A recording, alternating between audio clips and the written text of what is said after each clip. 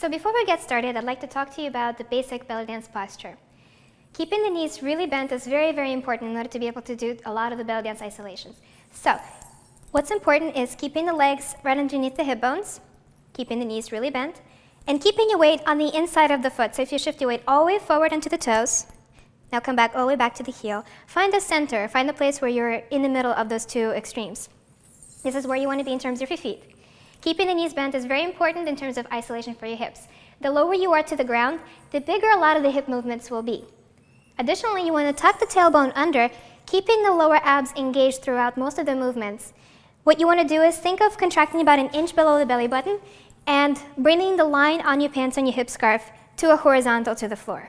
So you don't want to contract too hard where you have absolutely no room to go in anymore, but you don't want to have a full curve in your lower back. So knees bent, tucking under. Next is the chest.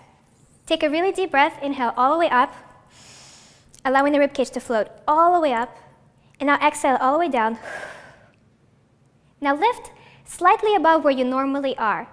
You should feel a slight engagement between your shoulder blades, and the ribcage should be floating a little bit above where you normally would be standing.